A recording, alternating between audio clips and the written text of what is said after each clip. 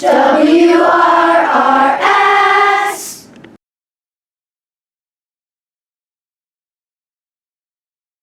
Hello, Intermediate School. We welcome you here at channel WRRS on February 28, 2020. I'm Tyler. And I'm Margaret. We pride ourselves in bringing you the latest in intermediate school news. Let's go have an update on the Chutes and Ladders. Hi guys! So you guys did an awesome job getting tickets in this last time, so we got to move 3 spaces. We're at 58. We need to get to 66 by the end of the marking period, so let's get those tickets in. Thanks, Mrs. Delaney. Don't forget to keep earning tickets for respect, responsibility, and safety. It's time to feature a person that has overcome failure to become successful. Last week we talked about George Eastman. Without George Eastman growth mindset, we would not have movies, videos, and pictures. This week we are looking at a person that Henry Ford looked up to. His name was George Washington Carver. Have you heard of him?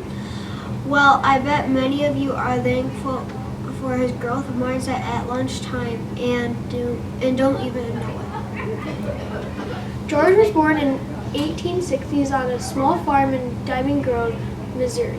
His mother, Mary, was a slave owned by Moses and Susan Carver. One night, slave raiders came and stole George and Mary from the Carvers. Moses Carver went searching for them, but only found George left by the side of the road. George was raised by Carvers. Slavery had been abolished by the 13th Amendment, and the Carvers had no children of their own. They taught them to read and write. He especially was interested in animals and plants. George enjoyed science and art. He went to Simpson College in Iowa, and a teacher suggested he combine his love for science, art, and plants and studied to become a botanist. A botanist is a scientist that studies plants. George enrolled in Iowa State to study botany. He was the first African student to Iowa State. He earned a bachelor's degree and continued on and earned his master's degree as well. He was contacted by Tuskegee College to teach agriculture classes there. One of the major crops in the South was cotton. However, growing cotton year after year can remove nutrition from the soil, and the cotton crops will grow weak. Carver taught his students to use crop rotations. Another problem for farmers was boll weevil. The insect would eat cotton and destroy their crops. Carver discovered the boll weevils didn't like peanuts. Farmers didn't think they could make a living off growing peanuts. Carver began to come up with products that could be made from peanuts. He introduced hundreds of new peanut products, including cooking oil, dyes for clothes, plastic, fuel for cars, and of course, peanut butter. George Washington Carver made a huge impact with his growth mindset. He became known around the world as an expert on agriculture. He advised President Theodore Roosevelt and the U.S. Congress on matters of agriculture. He even worked with Indian leader Mahatma Gandhi to help with growing crops in India. This from a boy that was left by the side of the road to die. Check this video out. Remember, he said that Ford highly respected him. Watch who else did.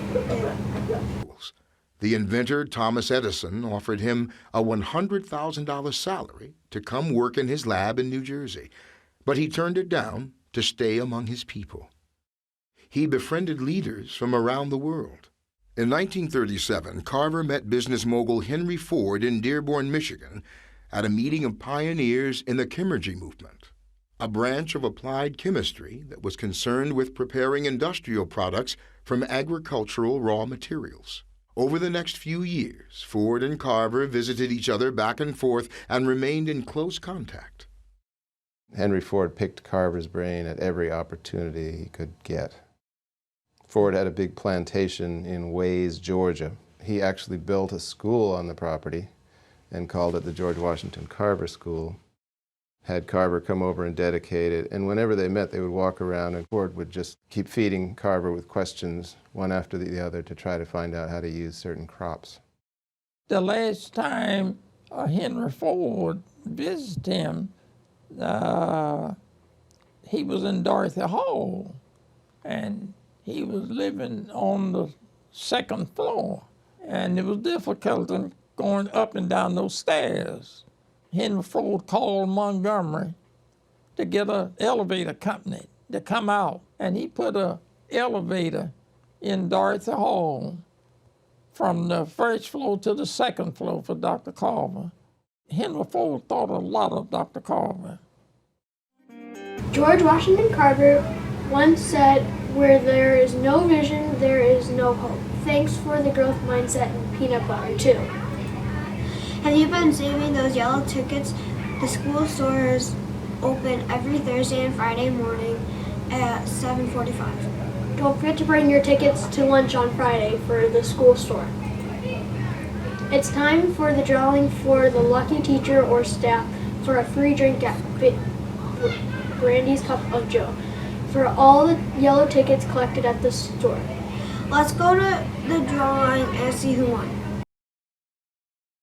And the winner for the Brandy's Cup of Joe drawing is Mrs. Thompson for Audrey Schmidt. Nice job. Congratulations! It's time for Ms. Hahn's library tips. Hello, intermediate school. Last week's emoji book title was The One and Only Ivan. And here is this upcoming week's.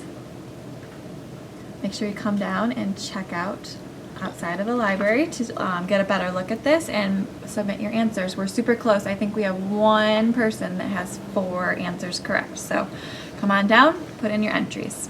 Okay, if you're wondering what's in front of me right here, this is an example of the book box. Okay, so earlier in the month I told you that each time you check out a book in the library, you can fill out a ticket that looks like this. There's a different color for each grade level.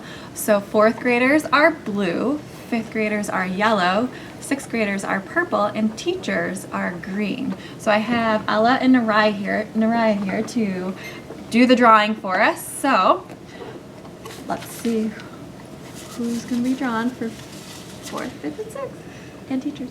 Okay, so we have our first Deborah Van Duzer. Deborah Van Duzer for 6th grade. Owen Heyer from 5th grade. Owen Heyer from 5th grade. Oh, that's another 5th grade one, so we'll put it back. We need a 4th grade or a teacher one.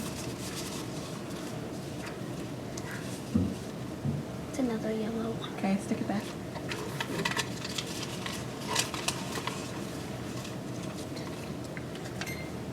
Mrs. P.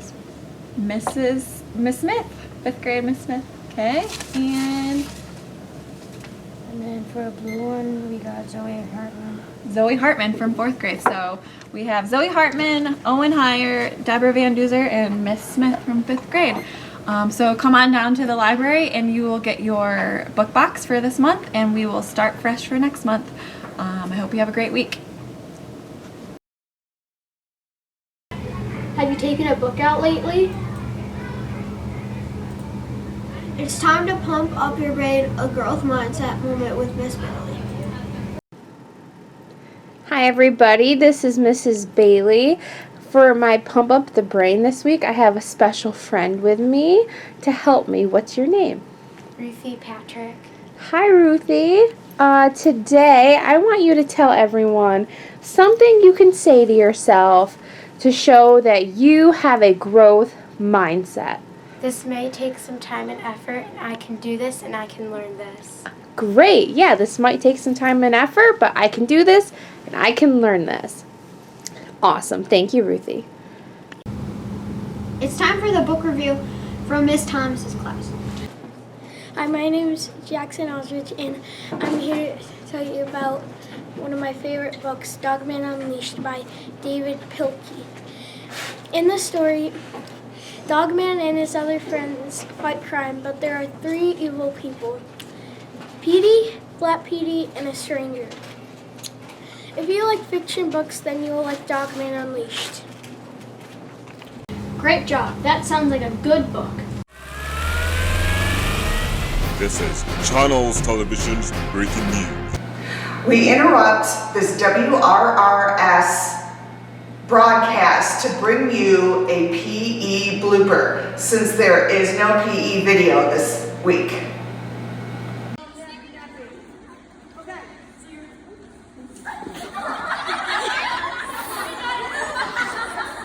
There you have it, folks. Mrs. Larkin explaining the scissors kick. This brings an end to our broadcast this morning. Don't forget to show your respect for our school, our classmates, family, and community. Remember, if at first you don't succeed, try again. We are respectful. We are responsible. We are safe. We are Red Raiders strong. 2, 3, red!